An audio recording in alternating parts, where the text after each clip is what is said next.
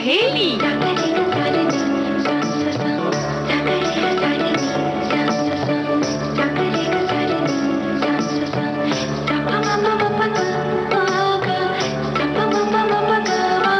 सखी सहेली।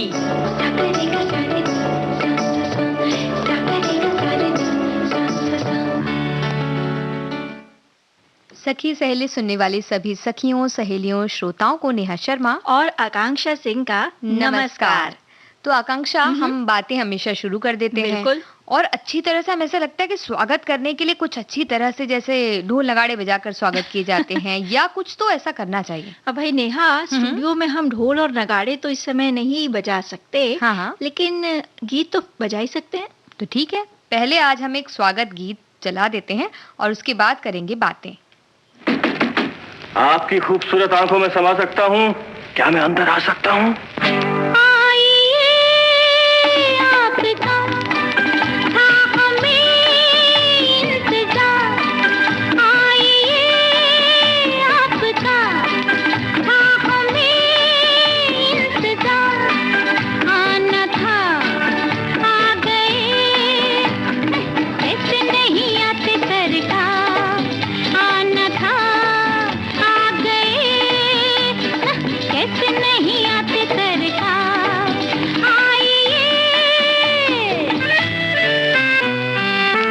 अपनी महफिल में जिसे चाहें बुला सकते हैं आप।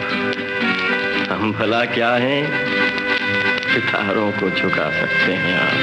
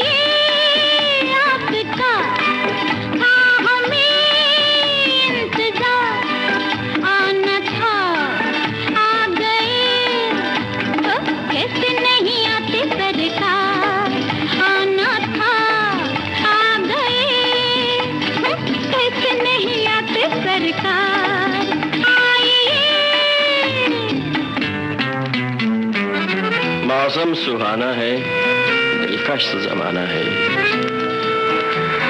फिर भी उदासी है, ये रात प्यासी है।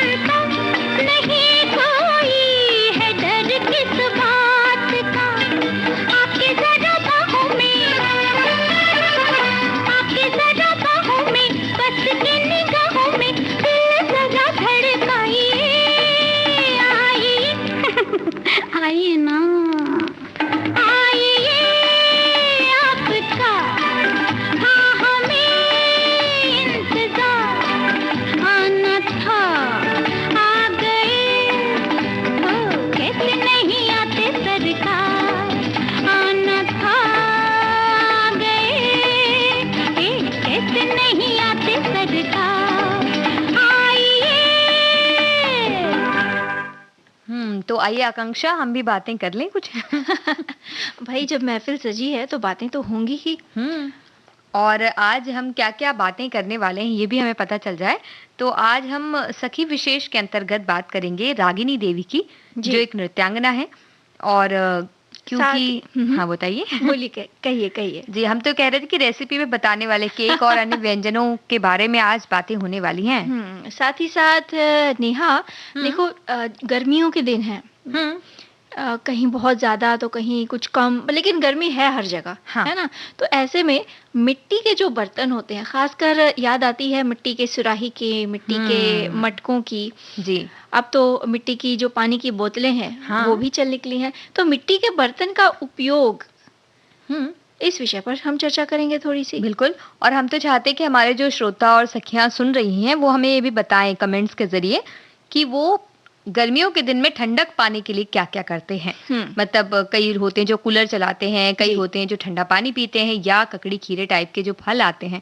तो ये सारी बातें वो हमें बताएं कि वो क्या करते हैं गर्मियों में ठंडक पाने के लिए। भाई नेहा, साथ ही साथ ये भी बताएं, ये सारी चीजें जो आपने बताई, ये तो शरीर को ठंडक देने के लिए हो गई। साथ ही साथ गर्मियों के ये जो दिन है ना, मन को भी बहुत उलझा देते हैं। तो मानसिक शीतलता के लिए आप क्या करते हैं?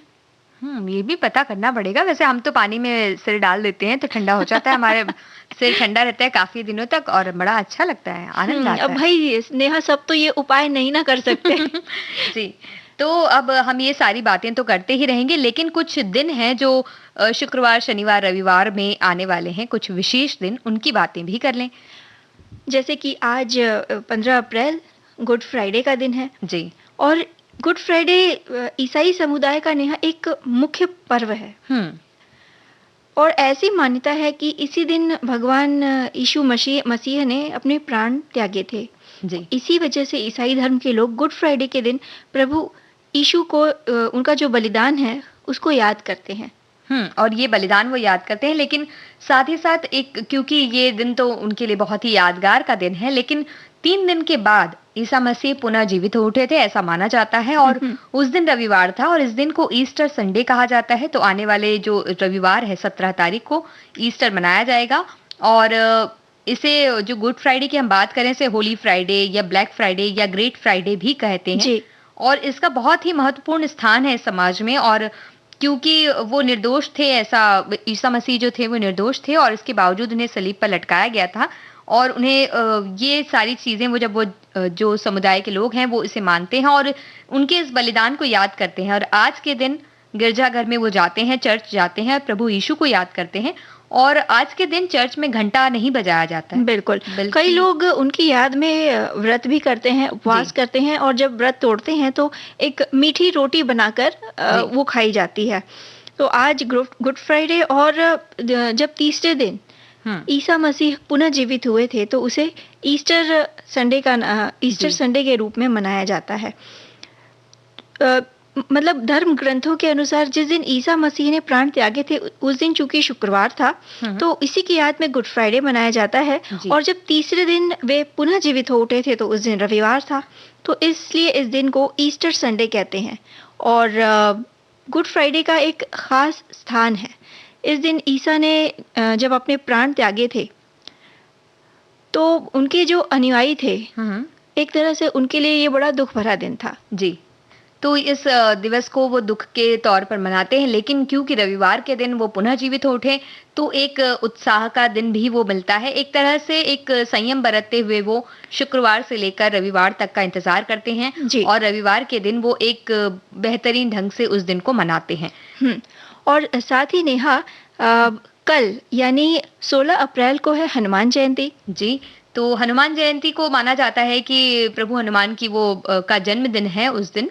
और ऐसा माना जाता है कि जब उन्होंने सूर्य को निगल लिया था तो उनके हनु पर यानी कि ठोड़ी पर एक वार किया गया था, जिससे कि सूर्य संसार में वापस आया और इसकी वजह से उनका नाम हनुमान रखा गया। और उन्हें एक मान्यता मिली कि वो अपनी शक्तियों को भूल जाएं और बाद में जब जरूरत पड़े कोई उन्हें याद दिलाएगा तो उन्हें वो शक्तियां याद आ जाएंगी। तो एक पौराणिक किरदार है जिसके बारे में हम मानते हैं, जिसके जगह जगह पूजे जाते हैं। तो इस तरह से हनुमान जयंती की भी एक अच्छी जयंती मनाई जाती है। अलग अलग तरह के व्यंजन बनते हैं, खासतौर पर रोट एक होता है जो प्रसाद के रूप में चढ़ता है, जैसे चूरमा बनाया जाता है। जी, तो इस तरह के सारे प्रसाद बनाए जाते हैं और हनुमान जी की जहाँ मूर्तियाँ होती हैं वहाँ पर उन्हें सिंदूर का लेप किया जाता है। तो बिल्कुल। ये सारी बातें जब होती हैं तो एक तरह से सबको मिलजुल कर रहने की शिक्षा देते हैं देखो सभी ना धर्म। नेहा, हमारा जो भारत देश है, इतने सारे पर्व त्योहार, मतलब सारे समुदायों की, सारे जातियों की, कहते हैं ना, एक साथ सभी लोग अपने त्योहार पर्व एक साथ मिलजुल कर मनाते हैं। बिल्कुल।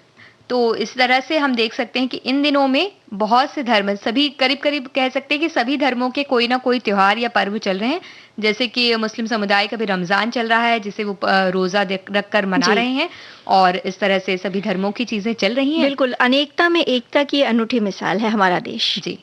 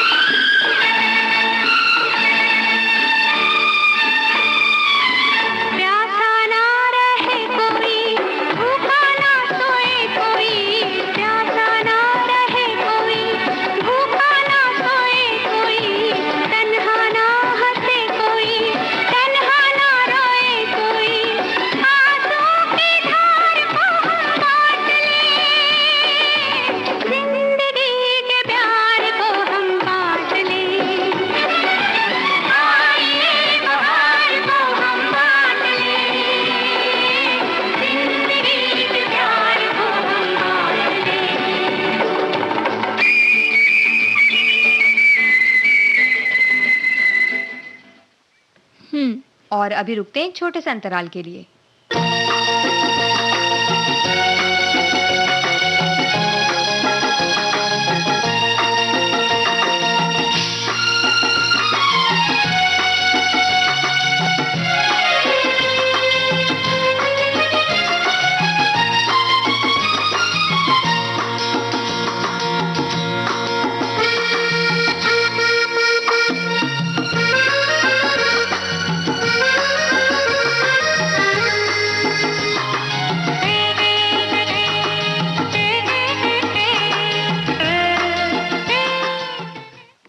अंतराल के बाद एक बार फिर से आप सभी का स्वागत है। आप सुन रहे हैं विविध भारती पर कार्यक्रम सखी सहेली।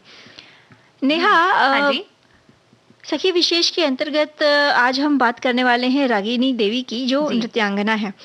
देखो ना, कला जो होती है वो किसी भी उम्र, भाषा या देश की सीमाओं में नहीं बनती। कला तो कलाकार की कल्पना को मतलब एक तरह से मुक्त रहने का साधन है जी। एक सच्चा कलाकार वही होता है जो खुद को पूरी तरह से अपनी कला में डुबो देता है। और आज जैसा कि हमने बताया, हम जिनकी बात कर रहे हैं वो शायद एक ऐसी ही कलाकार हैं, रागिनी देवी, जो भरतनाट्यम, कुचिपुड़ी, कथकली और ओडिसी नृत्य में पारंगत शास्त्रीय नृत्यांगना है। बिल्कुल, और ये सोचकर ही हमें आश्चर्य हो सकता है कि एक ही व्यक्ति अलग अलग नृत्य शैलियों में एक साथ कैसे पारंगत हो सकता है, पर ऐसा था। और उस पर एक और आश्चर्य ये भी किया जा सकता है कि रागिनी देवी भारतीय मूल की नहीं थी। बावजूद इसके वो किस तरह यहाँ तक पहुंची, ये भी बड़ी दिलचस्प यात्रा है। बिल्कुल उसी तरह की जैसे यात्रा गर्भवती रागिनी देवी ने अकेले ही पानी के जहाज से की थी और दक्षिण भारत पहुंची थी। मद्रास पहुंचते ही उन्होंने अपनी एकमात्र बेटी इंद्राणी को जन्म दिया था। और वैसे इस जीवन यात्रा की शुरुआत में जब हम चलते हैं तो हमें पता चलता है कि जब रागिनी देवी का नाम एस्टर लुएला शर्मन हुआ करता था। 18 अगस्त साल 1893 को मिशिगन में जन्मी एस्टर जन्म के कुछ समय बाद ही अपने परिवार के साथ मिनेसोटा चली गई थी। नृत्य में बचपन से ही रुचि थी, तभी तो एस्टर ने स्थानीय शिक्षक से नृत्य सीखना शुरू किया और 17 साल की होते होते पड़ोस में रहने वाले एक रशियन व्यक्ति से गुजारिश करके वो बैलेट भी सीखने लगी। बाद में उन्हीं के साथ छोटे थिएटर और स्थानीय जगहों पर नृत्य प्रदर्शन भी करने लगी। और रातों में वो ये नृत्य प्रदर्शन किया करती और दिन में वो मिनेसोटा विश्वविद्यालय में भारतीय इतिहास और संस्कृति इस विषय की पढ़ाई किया करती थी। यहाँ उनकी मुलाकात हुई रामलाल बलराम वाजपेयी से, जो उनसे 13 साल बड़े थे और इसी विश्वविद्यालय में पढ़ाई कर रहे थे। नागपुर के युवा वैज्ञानिक वाजपेयी दरअसल यहाँ छिपने के इरादे से आए थे। वो स्वतंत्रता आंदोलन में भाग लिया करते थे और क्वीन विक्टोरिया के सार्वजनिक मूर्ति को नुकसान पहुंचाने के कारण ब्रिटिश सरकार उन्हें ढूंढ रही थी। वो मिनेसोटा पहुंचे और यहाँ आगे की पढ़ाई करने लगे। एस्टर को रामलाल वाजपेयी का साथ भला लगा और भारत की ओर उनका रुझान भी उन्हें इस ओर खींच रहा था। तो माता पिता की मर्जी के खिलाफ जाकर एस्टर ने रामलाल वाजपेयी से साल 1921 में लगभग 28 साल की उम्र में शादी कर ली। उन्होंने हिंदू धर्म अपना लिया और अपना नाम रागिनी देवी रख लिया। दोनों साथ न्यूयॉर्क चले गए। यहाँ उन्होंने कई मूक फिल्मों में अभिनय भी किया, लेकिन उन्हें उनकी पहचान मिली जब उन्होंने 28 अप्रैल साल 1922 के दिन एक दिन मैनहट्टन के ग्रीनविच थिएटर में एकल प्रस्तुति दी। और उन्होंने यहाँ एक भारतीय शैली का नृत्य प्रस्तुत किया और दर्शकों को अपना नाम बताया, रागिनी देवी। साथ ही उन्होंने ये भी कहा कि वो भारत के कश्मीर से हैं और वहीं पली बढ़ी हैं और नृत्य भी वहीं सीखा है। और इस दिन के बाद से उन्हें रागिनी देवी के नाम से जाना जाने लगा। 1922 से 1930 के मध्य उन्होंने अपनी ही एक शैली विकसित कर प्रस्तुतियां देते हुए खूब नाम कमा लिया था। 1928 में उन्होंने अपनी एक किताब प्रकाशित करवाई जिसका नाम था Nrityanjali an introduction to Hindu dancing, यानी कि भारतीय नृत्य का परिचय। और इस किताब को भारत में भी बहुत सराहना मिली। साल 1930 में रागिनी देवी ने ठान लिया कि वो भारत जाएंगी। बस यही वो उद्देश्य था जिसके लिए वो अकेले ही मद्रास आ गई। यहाँ आते ही उनकी बेटी इंद्राणी का जन्म हुआ, जो आगे चलकर अपनी माँ की ही तरह एक कुशल नृत्यांगना बनी और पहली मिस इंडिया भी। पर यहाँ बात बेटी की नहीं, माँ रागिनी देवी की हो रही है। तो भारत आकर क्या हुआ रागिनी देवी के साथ और उन्होंने किस तरह से नृत्य की शिक्षा ली, ये सब तो हम बताएंगे। लेकिन जब नृत्य की बात हो रही है तो एक गीत सुनते हैं।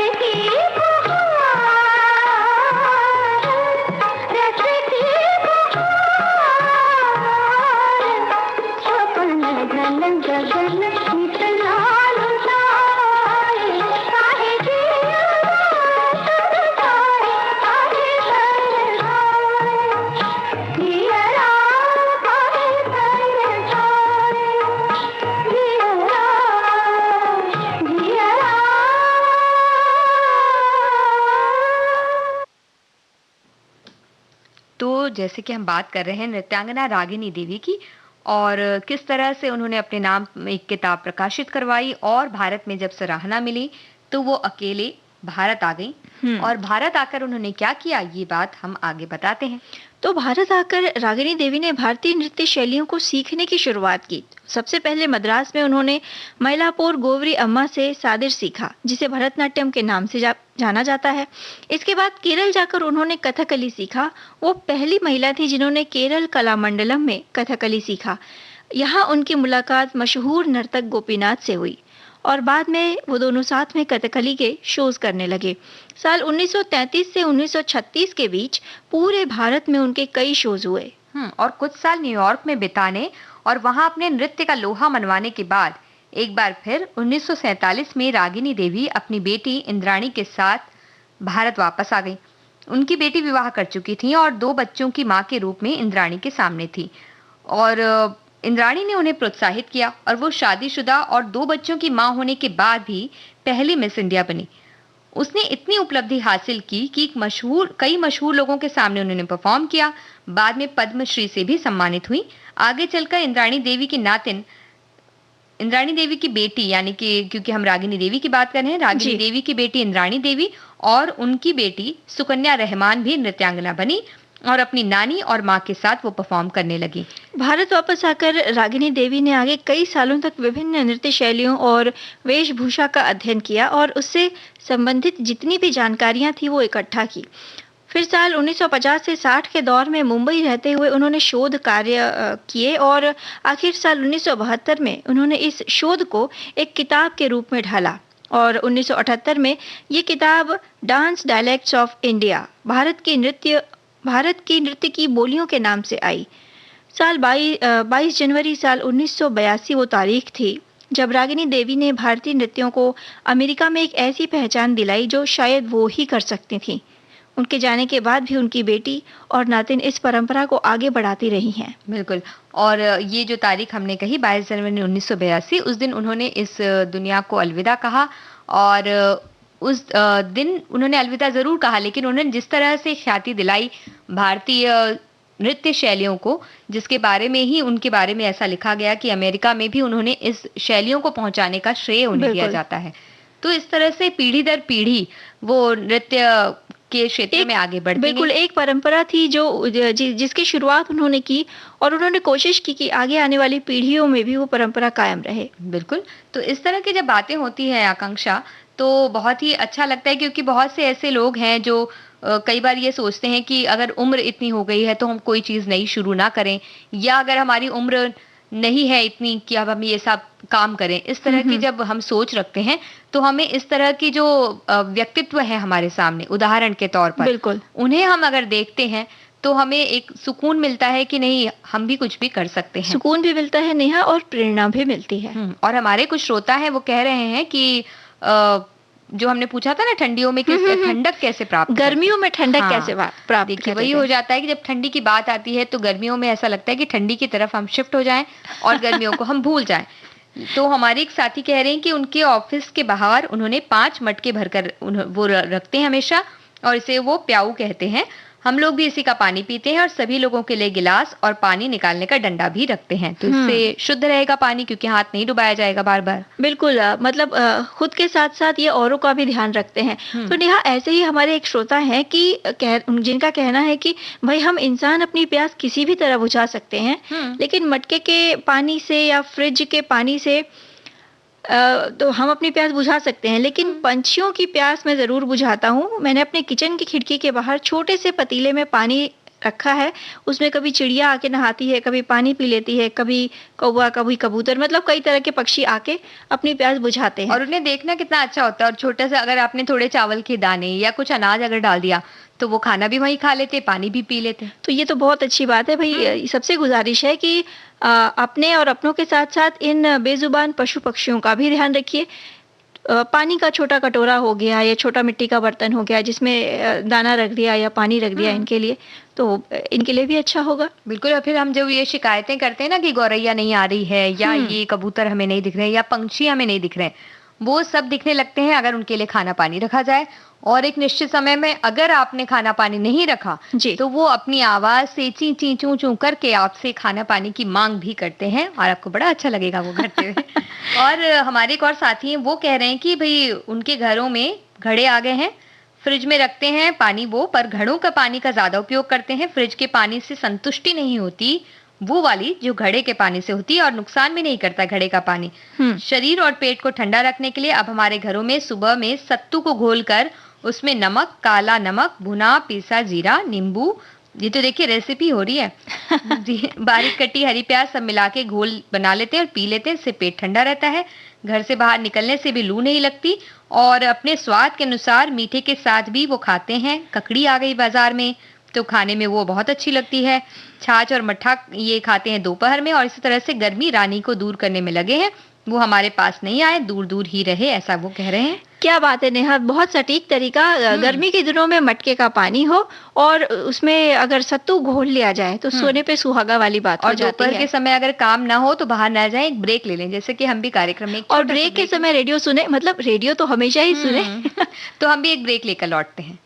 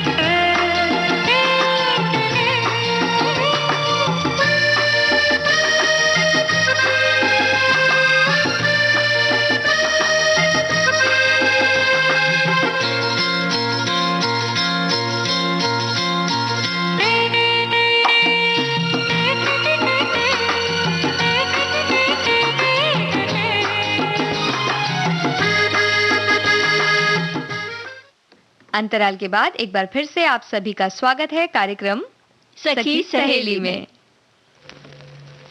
मोहब्बत कर लो जी भर लो, आज किसने रोका है, पर बड़े गजब की बात है, इसमें भी धोखा है।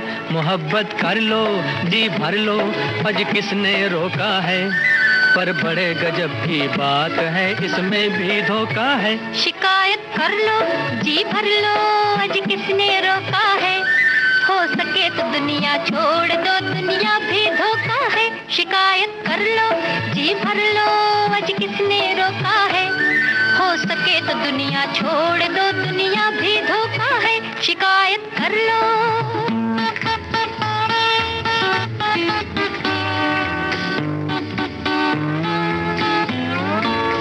जहाँ ये मस्ती नजर में छाई, देता कुछ नहीं सुझाई। जहाँ ये मस्ती नजर में छाई, देता कुछ नहीं सुझाई। टकरा के नैन मिलता है चैन, मूर्ख क्यों रोता है, टकरा के नैन मिलता है चैन, मूर्ख क्यों रोता है, मूर्ख क्यों रोता है। मोहब्बत कर लो जी भर लो, आज किसने रोका है, पर बड़े गजब की बात है, इसमें भी धोखा है। शिकायत कर लो जी भर लो, आज किसने रोका है, हो सके तो दुनिया छोड़ दो, दुनिया भी धोखा है। शिकायत कर लो।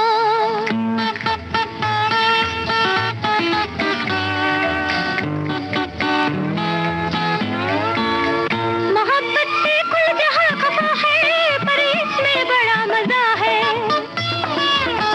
मोहब्बत से कुल जहां खफा है, पर इसमें बड़ा मजा है। जब दिल दुखेगा उस दम खुलेगा, इसमें क्या होता है, जब दिल दुखेगा उस दम खुलेगा, इसमें क्या होता है, इसमें क्या होता है। शिकायत कर लो जी भर लो, आज किसने रोका है, हो सके तो दुनिया छोड़ दो, दुनिया भी धोखा है। मोहब्बत कर लो जी भर लो, आज किसने रोका है, पर बड़े गजब की बात है, इसमें भी धोखा है। मोहब्बत कर लो।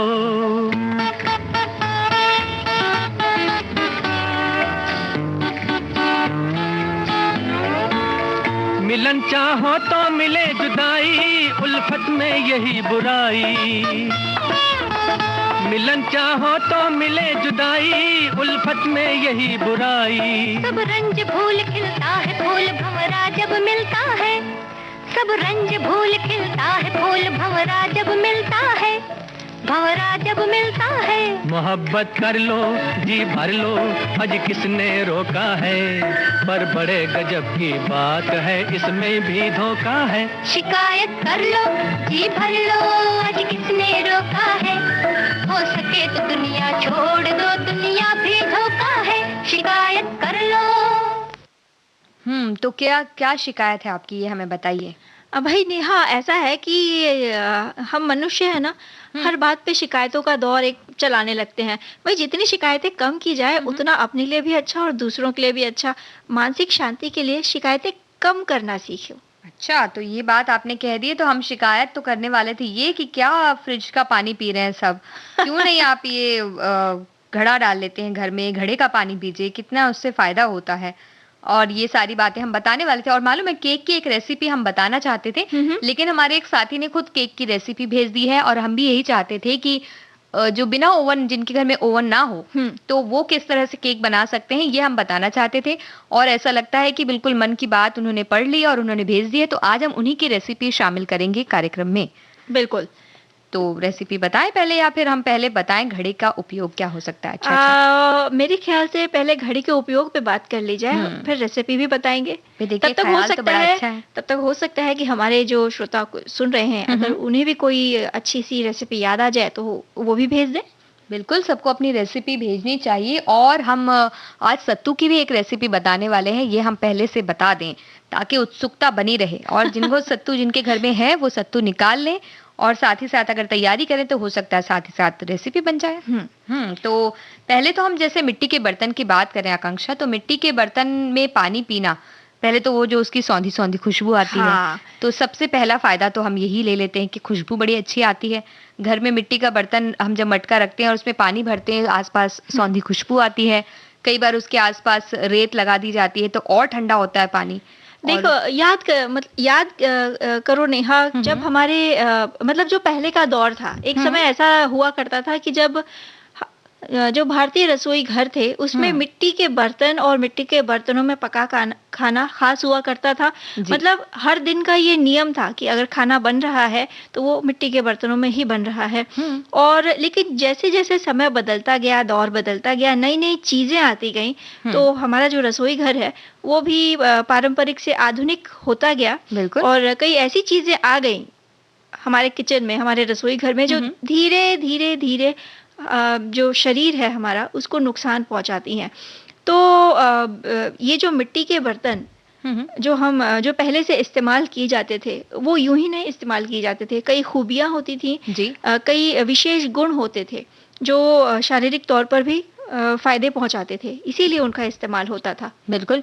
और जिस तरह से अगर हम बात मिट्टी के बर्तनों की कर रहे हैं या मिट्टी के घड़े की अगर हम बात करते हैं, मान लीजिए, तो इसमें जब हम पानी रखते हैं तो ठंडा इसलिए होता है क्योंकि इसमें प्राकृतिक रूप से अपने छेद होते हैं और उनसे वाष्पीकरण होता है और इससे ठंडा पानी हमें मिल जाता है। और इन्हें इस्तेमाल करने से कई बार जैसे फ्रिज का हम ठंडा पानी पीते हैं तो उससे हमारा गला पकड़ लिया, ऐसा होता है ना कि गले में खराश आ जाती है या खांसी सर्दी भी हो जाती है। लेकिन मिट्टी के बर्तन का जब आप पानी पीते हैं, मटके का पानी आप पीते हैं, तो इस तरह की कोई परेशानी आपको नहीं होती है क्योंकि प्राकृतिक रूप से ये है और अपने आप वो प्राकृतिक रूप से ठंडा होता है। शायद ये कारण इसके पीछे है, तो ये भी एक अच्छा कारण है। और अब तो फिर से रुझान मिट्टी के बर्तनों की तरफ हो चला है।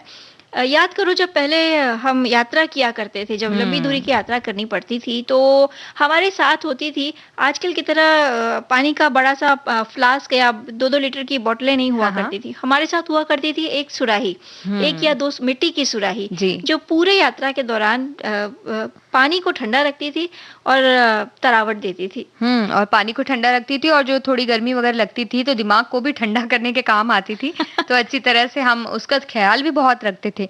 और सुराही से जब हम पानी निकालते हैं कितना अच्छा लगता है, वो ऐसा झुका कर निकालना एकदम अनुपात में, तो एक धैर्य के साथ कि पानी छलके भी ना और पानी बराबर उतना आए। ही गिलास में आए जितने की हमें जरूरत है। बिल्कुल। वही नेहा, ये तो हो गई मिट्टी के सुराही या मिट्टी के मटके की बात।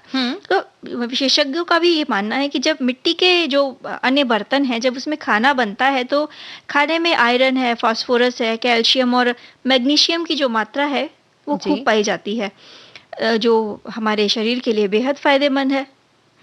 और ये सारी चीज़ें जब हम इस्तेमाल करते हैं मिट्टी के बर्तन, तो हमें अगर खाना बनाने के लिए हम इस्तेमाल करते हैं मान लीजिए, तो कम तेल में बन जाता है खाना इसमें, और स्वादिष्ट भी बनता है क्योंकि एक अलग तरह की पौष्टिकता इसमें आती है और स्वाद बढ़ जाता है उसका। बिल्कुल, और साथ ही साथ जो पोषक तत्व हैं खाने के वो भी सुरक्षित रहते हैं।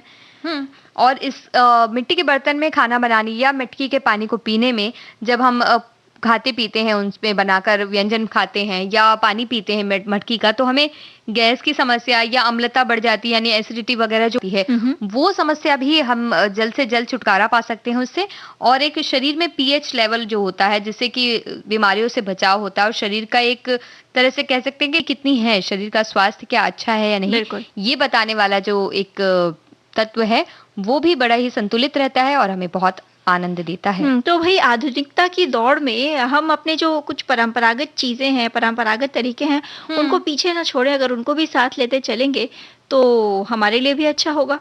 बिल्कुल, तो ये सारी चीजें तो हम करेंगे, और अगर एक और 2-3 अगर हम उसके अच्छे बताएं कि क्या उससे फायदे होते हैं, तो भाई देखिए, पहले दूसरे जो भी बर्तन आप खरीदते हैं, प्लास्टिक की बोतल खरीदते हैं या प्लास्टिक की चीजें जो खरीदते हैं, उससे सस्ता पड़ता है क्योंकि ये सालों साल चलता है अगर सावधानी से रखा जाए तो। और साथ ही ये किसी तरह का कचरा नहीं निर्माण करता है, अगर ये टूट भी गया तो वो मिट्टी में मिल जाता है क्योंकि मिट्टी का है, पर्यावरण को नुकसान भी नहीं पहुंचाता। और बस हमें इसे साफ सफाई इसकी ख्याल रखना चाहिए। बर्तन भी अगर मटकी का हम इस्तेमाल करें तो साफ सफाई रखें अच्छी तरह से, और बस ठंडा ठंडा पानी पिएं और अच्छे अच्छे गीत सुने।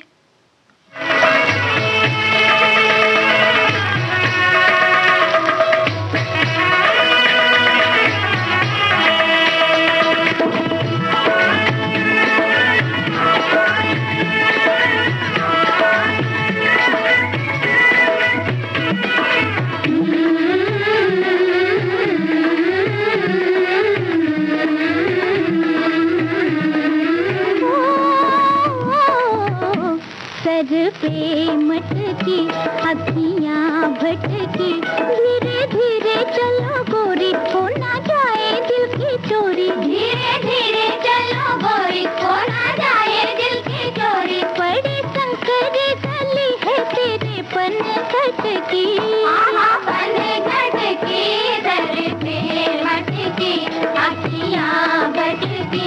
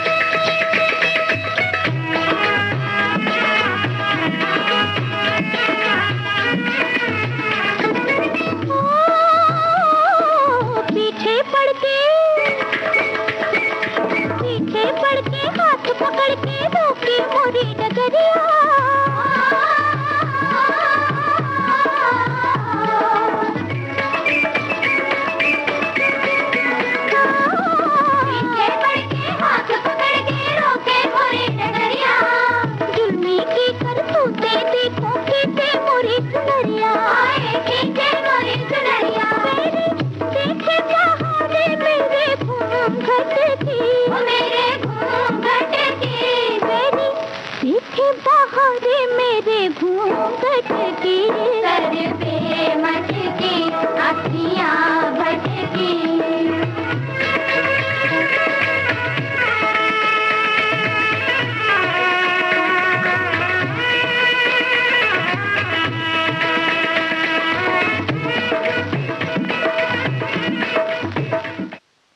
तो अब मटकी लेकर जब हम पानी भर के घर पहुंच चुके हैं, तो क्यों ना खाने पीने की व्यवस्था की जाए।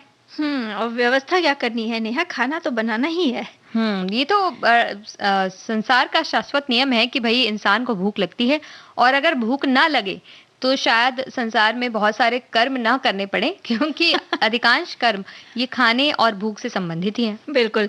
तो व्यंजनों की जब बात हो जी। रही है तो किससे शुरुआत करेंगे? देखिए, अब बनाना तो है ही व्यंजन, ये तो पक्का है।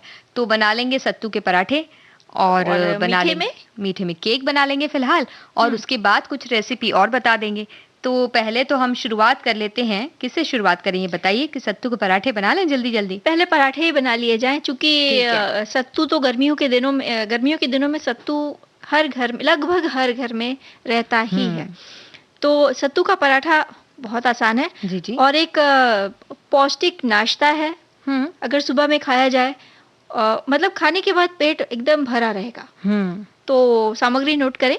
2 बताइए। कप आटा, 1 प्याज बारीक कटी हुई, 5 से 7 लहसुन की कलियां, अगर आप न डालना चाहें तो भी कोई बात नहीं। जी। 1 बड़ा चम्मच धनिया पत्ती बारीक कटी हुई, 2 से 3 हरी मिर्च बारीक कटी हुई या स्वाद अनुसार, 1 बड़ा चम्मच सरसों का तेल, 1 कप सत्तू, 1 बड़ा चम्मच नींबू का रस और नमक स्वाद अनुसार। अब इसे बनाने के लिए सबसे पहले सत्तू के पराठे को जब तैयार करना होता है तो जो आटा है उसे गूंथ लेना है और 10 मिनट के लिए आटे को ढक कर रख दीजिए। अब जो मिश्रण है, जो भरावन है, उसको तैयार करने के लिए सबसे पहले प्याज, मिर्च, धनिया पत्ती और लहसुन जो हमने सामग्री ली है उसको, इन सबको बारीक, एकदम बारीक काट लेना है। अब इस बारीक कटी सामग्री को सत्तू का जो आटा है उसमें मिलाएं। इसके साथ ही सत्तू में 1 बड़ा चम्मच सरसों का तेल और नींबू का रस डालें। अगर आपको थोड़ा और स्वाद चाहिए तो आप लगभग छोटा चम्मच, आधा छोटा चम्मच अमचूर का पाउडर भी डाल सकते हैं, या फिर जो आम का अचार होता है उसका जो मसाला होता है वो भी थोड़ा स्वाद के लिए डाला जा सकता है। और ये करने के बाद आपको करना क्या है कि आटे की लोई बनानी है और उसमें ये जो सत्तू का मिश्रण है उसे भरना है, और इसके बाद इसका पराठा बेल लें और इस पराठे को गरम तवे पर सेकें और हरी चटनी के साथ या टमाटर की चटनी के साथ या सॉस के साथ परोसें। तो ये तो बहुत ही स्वादिष्ट आपने रेसिपी बता दी है। खट्टी मीठी अच्छी लगी, मीठी तो नहीं, खट्टी खट्टी है तो अच्छी लगेगी बहुत। मीठे तो हम इसलिए कह रहे हैं क्योंकि केक की जो एक रेसिपी हमें मिल चुकी है, हमारे इस साथी ने हमें भेजी है, उनको हम बता देते हैं। और वो कह रहे हैं कि वो घर पर ओवन के बिना ही कई बार केक बनाती हैं, कभी मैदे से, कभी बिस्किट से, तो केक बहुत ही अच्छे बनते हैं। तो इन्होंने ये बताई है, बिस्किट वाली केक बताई उन्होंने। तो 2 पैकेट उन्हें चॉकलेट और क्रीम मिले हुए जो बिस्किट होते हैं वो उन्होंने 2 पैकेट लिया है, 1 बड़ा चम्मच पीसी हुई चीनी, आधा चम्मच बेकिंग पाउडर, 1 कप दूध, गार्निश के लिए क्रीम जो कि ऑप्शनल है अगर आपको गार्निश करना है या नहीं करना है, थोड़ा सा मक्खन या घी बेकिंग के लिए उन्होंने कहा। इस आसान केक को बनाने के लिए सबसे पहले जो बिस्किट है उसको ब्लेंडर में क्रश कर लीजिए। तो मतलब एक बार आपने ब्लेंडर में एक बार चला दिया तो वो पिस जाएगा। अब उसी बैटर में दूध और पिसी हुई शक्कर भी मिलाएं।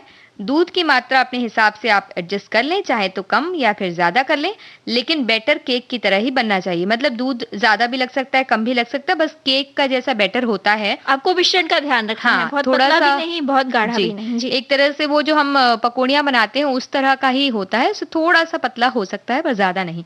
और अब एक बर्तन में केक को बेक करने के लिए बटर लगा लीजिए उस बर्तन को, और बटर पेपर लगा के उसके ऊपर भी थोड़ा बटर आप लगा लीजिए, और अब केक का बैटर उसमें आप डाल दीजिए। और ये प्रोसेस आप करें उससे पहले आप कुकर या कोई पतीला जिसमें स्टैंड रख दीजिए और उसको रखकर गैस पर मीडियम आंच पर ढककर प्री हीट होने के लिए रख दें। यानी कि जब आप ये सारी चीजें पीस रहे हैं, पीस के जैसे ही तैयार हुआ, दूध मिलाना है, शक्कर मिलाना है, इससे ठीक पहले आप लगा दीजिए तो वो गर्म हो जाएगा बराबर। और उसके बाद आप कुकर या पतीला जिसे भी आपने मीडियम आंच पे ढककर उसको थोड़ा गर्म कर लिया है, तो उसके 15 मिनट के बाद केक वाला बर्तन पतीले में रख के मीडियम आंच पर 30 मिनट के लिए आप बेक कीजिए उसे, और 30 मिनट के बाद केक को निकाल कर ठंडा करें और क्रीम से सजाइए। नहीं तो ऐसे भी अच्छा लगता है वो कह रहे हैं। और अगर कुकर में बना रहे हैं तो ढक्कन लगाइए, लेकिन सीटी उसकी निकाल दीजिए, तो वो ओवन का काम करेगा आपको, और किसी प्लेट से उसे ढक दीजिए, तो इससे भी वो बहुत ही आसानी से बन जाएगा। ये वो कह रही है रेसिपी, और लगता है कि बहुत ही स्वादिष्ट बनने वाली है ये रेसिपी। तो जिस तरह से हम रेसिपी की बात कर रहे हैं ना आकांक्षा, तो हमने ये सोचा है कि क्यों ना हम बाजरे के चूरमे की रेसिपी बताएं। बताएंगे नेहा, लेकिन इस गीत के बाद। तो आप मुझे चूरमा अभी नहीं खाने देंगे? अब भाई ये 2 व्यंजन तो अभी खाए हैं, थोड़ा सा अंतराल रखना जरूरी है। खाने के बाद दूसरे मीठे की बहुत तलब होती है, तो चलिए कोई बात नहीं, गीत सुनवा देते हैं मीठा सा।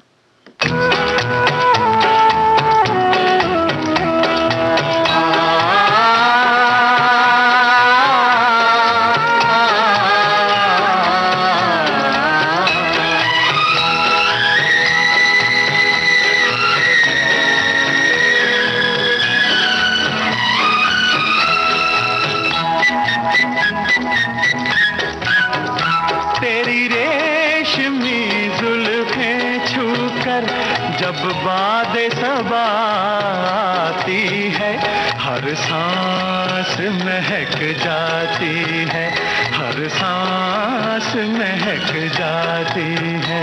तेरे प्यार से मेरी हमदम खुशबूएं वफा आती है, हर सांस महक जाती है, हर सांस महक जाती है।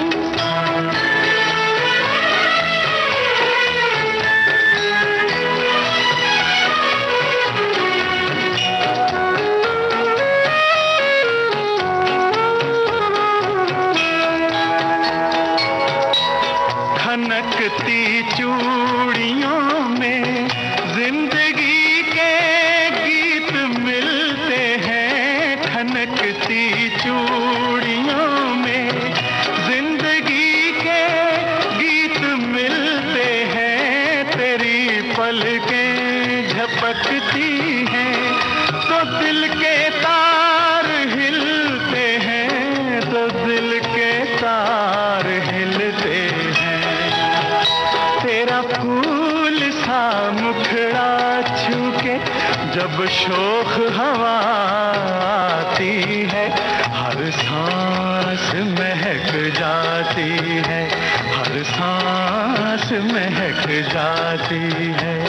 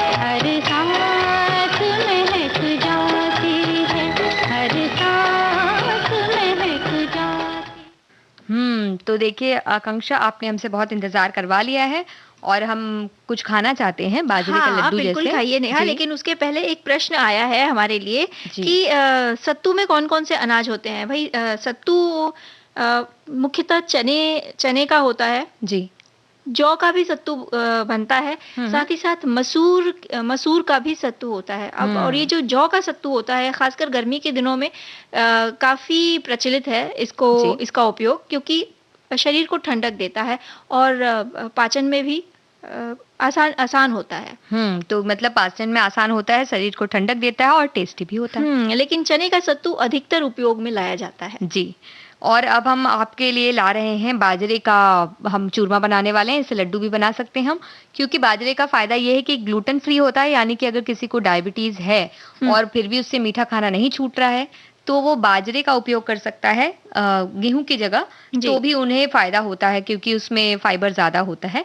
और अगर बहुत ही मीठा खाने का मन हो रहा हो, हम तो कहेंगे कि बिल्कुल ना खाएं अगर आपको डायबिटीज है तो, लेकिन किसी का मन कर रहा हो खाने का, जैसे कि हमारा मन कर रहा है बिना डायबिटीज हुए, तो हम खा सकते हैं। इसके लिए 2 कप बाजरे का आटा चाहिए, 3/4 कप गुड़ चाहिए और 1 कप घी चाहिए। और अगर आप काजू वगैरह अगर मिलाना चाहे तो मिला सकते हैं, अन्यथा नहीं। तो बाजरे के आटे को थोड़े गर्म पानी से आप गुथ लीजिए और अगर चाहें तो घी का मोयन लगाकर इसको गुथ लीजिए और इसे तल के भी बना सकते हैं या साधारण रोटी बनाकर भी हम बना सकते हैं। तो अगर आप तलकर बनाना चाहें तो आटे का मोयन लगाकर गुनगुने पानी से कड़ा-कड़ा गूँथ लीजिए और लोई बना के घी में तल लीजिए, या फिर आप इसकी एक रोटी बना करके इसे सेक सकते हैं साधारण, तो आपका थोड़ा तेल का जो खाना कम हो जाएगा। और उसको तलने के बाद मिक्सर में आप पीस दीजिए, या गरम-गरम अगर आप रोटी को चूरा करते हैं तो भी वो आसानी से चूरा हो जाती है। और गुड़ आप पीस कर या कूट कर इसमें मिला दीजिए, गरम-गरम घी मिला दीजिए। आपको अगर इलायची, काजू वगैरह मिलाना हो तो मिलाइए, बिना मिलाए बहुत अच्छा लगता है। मतलब ये अपने आप पर निर्भर करता है कि आपको स्वाद के लिए सूखे मेवे डालने हैं, नहीं डालने हैं। और इसे गर्मा-गर्म आप मिला लीजिए, और चाहे तो इसके लड्डू बनाकर रख लीजिए, बाद में खाइए, या फिर चाहे तो गर्मा-गर्म खाइए।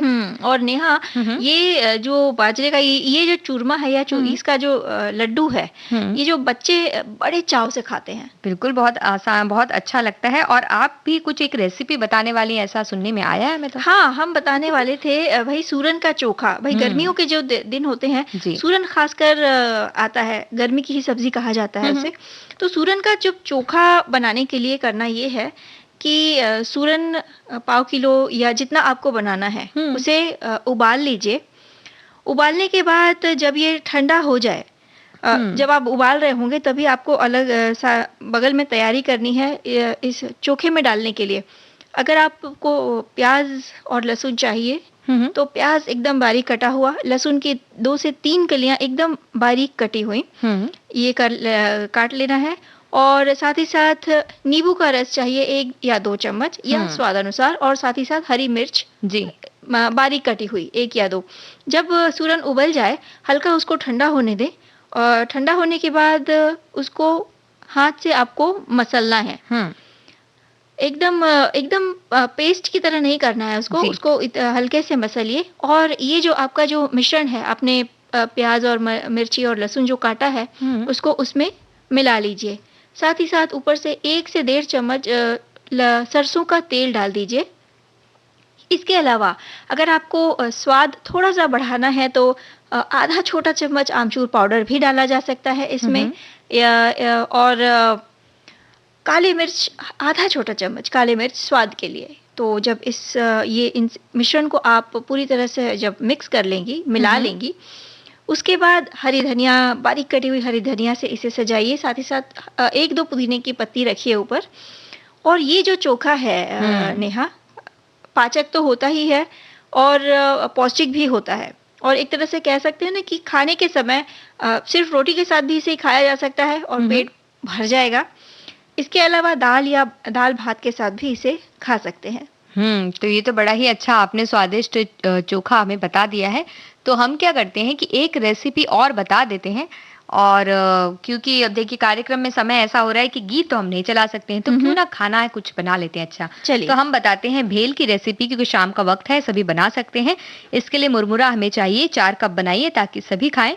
और तेल चाहिए, सरसों का तेल अगर हो तो बहुत अच्छा, 1 चम्मच लीजिए।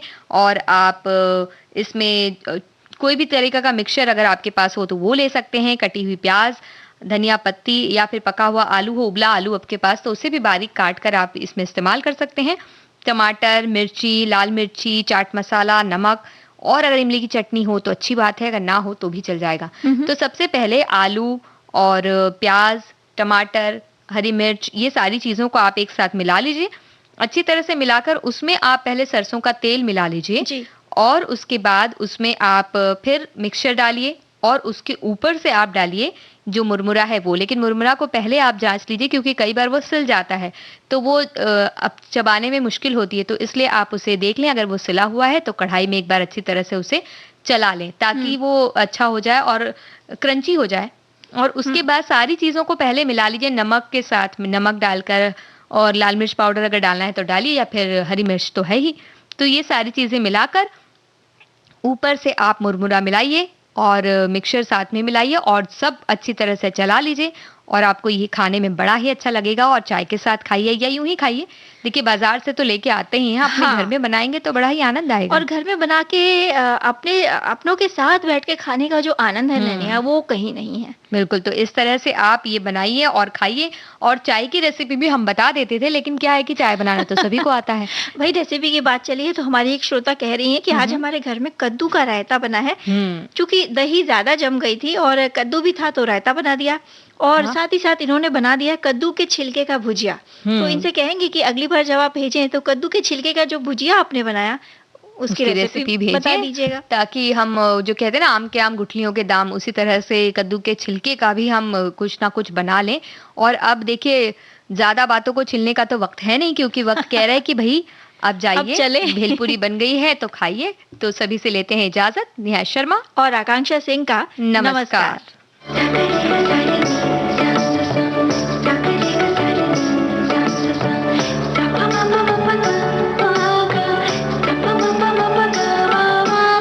सखी सहेली।